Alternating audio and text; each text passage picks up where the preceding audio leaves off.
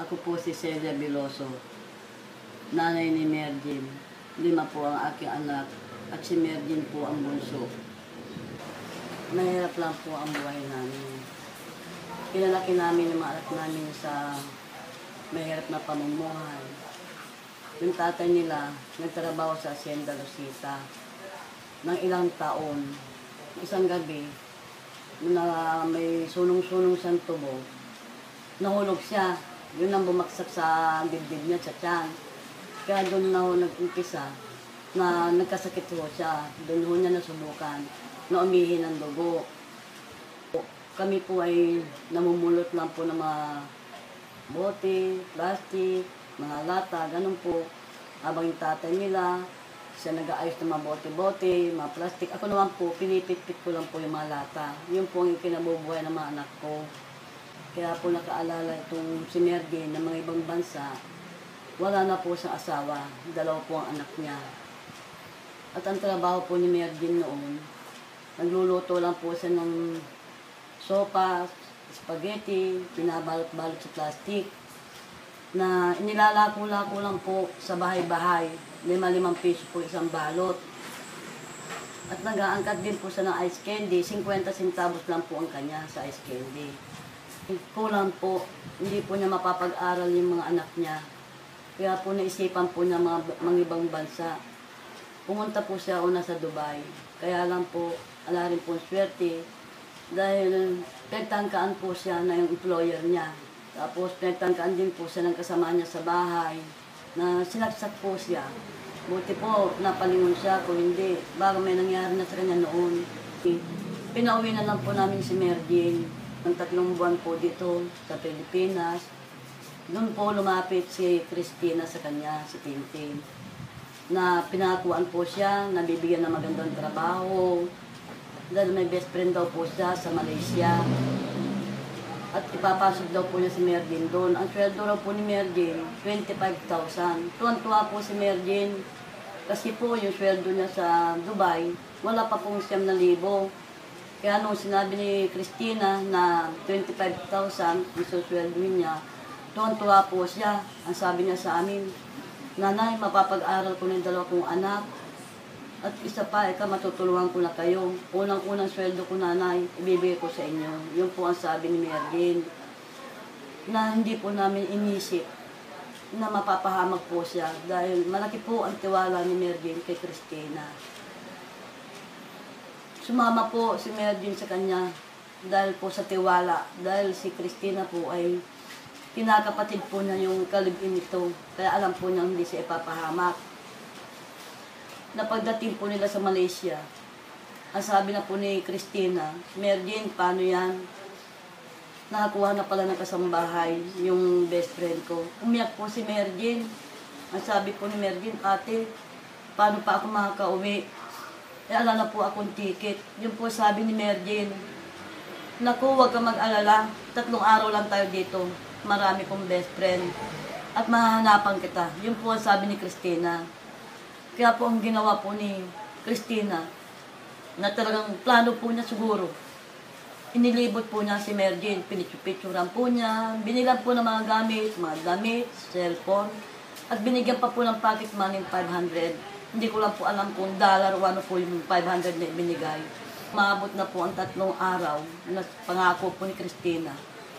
"Mergin, gumayak ka na." "Bakit, ate? Aalis ka na. Pupunta ka na Indonesia, nahanapan na kita ng employer mo." "Ate, ala na akong ticket." Yun po ang isinagot ni Mergin. Ang sabi po ni Christina, "Naku, huwag ka mag-alala. Ako nang bahala." Kaya po, dali-dali pong gumayak si Mergin. Nung iabot po ni Christina yung bag, napansin na po ni Mergin na talaga pong mabigat. "Ate, bakit mabigat?" Yun po ang sabi niya kay Christina. Ang sinagot po ni Christina, "Talagang ganyan ang bag dito sa Malaysia. Pagkabago, mabigat." Kahit po ganun, kinabahan po si Mergin. Binuksan po niya yung bag na ibinigay ni Christina. Tinignan po niya lahat ng zipper. Wala po siya nakita. Kinapaka pa, wala po siya nakita. Kaya po ang ginawa po ni Mergin, inilagay po yung gamit sa bag. Ako lagi minadali po ni Christina, halos di pa po niya naisusot yung sandals niya. Kaya anong nangyari po, patakbo pa ho, na sumakay sa sasakyan, doon na lang po siya nagsuot ng sandals niya. Kaya po nung pagdating po ng airport, hindi po si Mergin ang nag-ayos po ng bagahe niya. Meron daw po yung isa pong trabahador po doon sa airport na yun. Kinuha po kay Mergin po yung bagahe niya, sila na po nag-ayos. Kaya po, ang ginawa na lang po ni Mergin, yun na lang po sarili niyang kinuha niya. Kaya nga po nagulat daw po siya. Hindi po niya talaga akalain bakit po sa Malaysia wala po na-detect, wala po silang nakita na may karga po yung bag niya. Bakit po sa Indonesia, doon na po siya nahuli. Yun po ang yung pinagtataka niya. Kaya ako po yung nananawagan sa Indonesia, yung lahat po ng tumutulong kay Mergin. Ako po yung nagpapasalamat sa inyong lahat na sana po magtagumpay po tayo sa mga ginagawa niyong pagtulong sa aking anak. Maraming salamat sa inyo. At sa Presidente po ng Indonesia, mahal na Pangulo, nagmamakaawa po ako at nakikiusap. Palayain po niyo ang aking anak dahil inosente po siya. Kawawa po yung dalawa niyang anak. Mula po nung nakulong si Mergin, malaki po pagbabago ng panganay niya. Na anuan po siya, naapektuhan po siyang sobra. Kaya maawa na po kayo, mahal na Pangulo.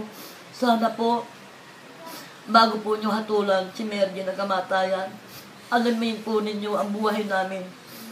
Dahil po kung ganun po ang trabaho ng aking anak, maginhawa po, mahal na Pangulo, ang buhay namin. Hindi po kami naghihirap. At ganun naman din po kay President Noynoy Aquino. Nasaan po, nasaan kayo ngayon, kailangan namin kayo. Napakatagal po trabaho yung mister ko doon sa asyenda ninyo. Doon pa ho nakakuha ng sakit. Pero, at noon po butuhan, dinala namin kayo, nanalo kayo sa Tarlac.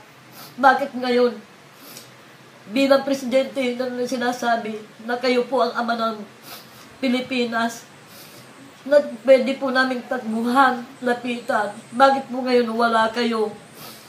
President, sana po, pasinin mo naman po kami. Maawa kayo, tulungan mo yung anak ko. Umuhaya ang matulad po siya ng gano'n. Mamakaawa po ako sa inyo. DFA din. Sana naman, ngayon naman, bigyan nyo ng pansin yung anak ko. Wala kami natatanggap sa inyong balita. Puro sa anak namin. Doon lang kami nakakabalita. Kayo wala. Tuwing tatawag kami sa inyo, wala si Ma'am Patricia. Tuwing tatawag kami sa inyo, busy. Merong nilalagnan si Patricia, merong kumain si Patricia, puro po, ganun lang sinasabi nyo sa amin. Sana naman po ngayon, kumilos naman po kayo, tulungan nyo si Mergin. Huwag nyo po hayaan na mahatulan po siya ng ganun.